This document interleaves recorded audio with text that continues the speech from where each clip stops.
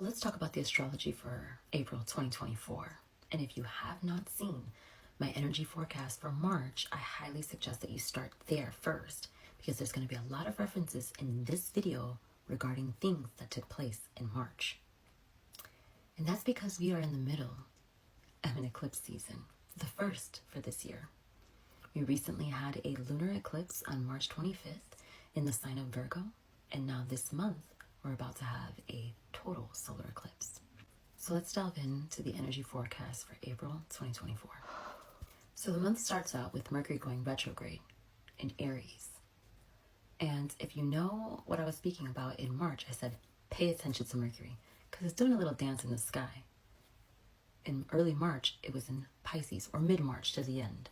Then right at the last week of March, it went into Aries. And now, the first day of April, it will go retrograde in Aries. Moving forward, we're going to have a total solar eclipse in the sign Pisces on April 8th. And right after, on April 9th, Mercury will go back into Pisces retrograde. And this is significant, and why I said in March to pay attention to the decisions, choices, the thoughts that are coming to you, to try to refrain from acting on them if you were able to, because there could be some mistakes or information that isn't revealed to you that you didn't know at the time, that once it is revealed to you, retrograde, it may alter the decisions that you make or have made. And then you're having to go back, redo, revise, review, or just cut it off and end it completely. It's kind of like the case that happens with Mercury. It's wasting either time, energy, or resource due to mistakes that were made, due to lack of information. So that's why I said careful what you're thinking about, because Mercury was debilitated. But now when it moves forward, or retrograde in Pisces, it has Venus there, which is exalted in Pisces. And this is going to help uplift and bring these answers and solutions to you, to problems that maybe you put yourself in, or things happen that you had no choice but encountered an obstacle. But the solutions will be there. Give it some time if it's not manifesting immediately, because this is right after the eclipse. And the eclipse has a tendency to create sudden, unexpected events in your life, right? It's pivoting a lot of people, especially those who have planets in Virgo and Pisces. And it's preparing because there's an interesting thing that's going to happen in May when Jupiter moves into Taurus. And I'll come back to talk about that. But we're kind of getting prepped and set up in the meantime. But this is that final one before that transit happens. So moving along. Now, before we can fully move forward, we're still dealing with the conjunction of Saturn and Mars, which actually will meet its peak conjunction on the 10th, 11th. We've been encountering obstruction. Maybe you're feeling blocked and you feel like things weren't moving forward. You're dealing with obstacles and challenges.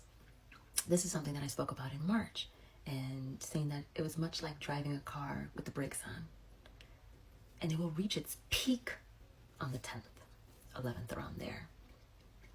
Now, this could either present the obstacle that I was talking about, or you're reaching like just the absolute frustration aspect of it. But hold fast, because right after the 10th, 11th area, the 13th of April, the sun will go into Aries. And that's one of the first areas that we're going to get some relief, because the sun is exalted in Aries, where it's very powerful.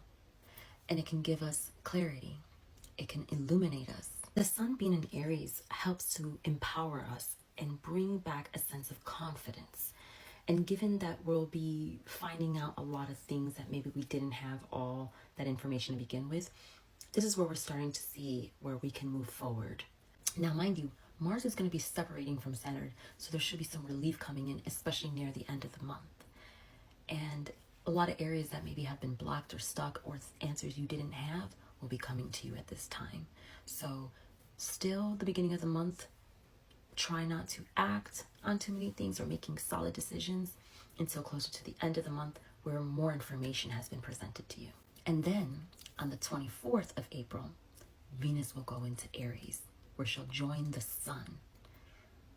That's going to lay up a whole little other dynamic. Venus going and meeting with the sun can show in the beginning to having some problems in relationships as Venus gets combusted by the sun.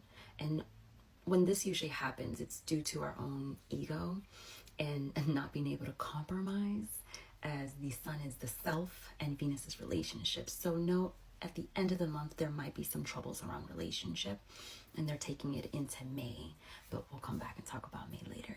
But then the day after, on the 25th, Mercury stations direct, and we are out. We are moving now out of that retrograde cycle. By the end of the month is when a clearer picture. You're probably going to see where the mistakes were made, who were telling the lies, where was the fraud, the deceit, where we made our errors, what we didn't know, but now we do. We can probably have a little bit of a clear picture of where things going, but the first half of the month is like super dynamic, with a bunch of conjunctions happening, like the Mars and Saturn, or even the Jupiter and Uranus that I didn't mention. However, it is happening this month. So April is a very powerful month for dynamic change. Things that you thought were ending in March may have not been fully closed, and so you're having to revisit that because that Mercury retrograde. Things that were blocked and had you stuck open up, and now you're able to move forward, but with a bit more information that you needed to make the right decisions. So all in all, April will be very pivotal. And to be honest with you, there can be a lot of emotional upheaval and conflict and volatility, but try to allow yourself to move through it, knowing it's going to pass and the answers are coming. Just hold on a little bit. So that's what I have. It's really short for April because I just, honestly, I'm a Pisces myself, so I'm in this with you, and I just wanted to come and bring this information to you. So until next time, where I'll be talking about May, many blessings to you all.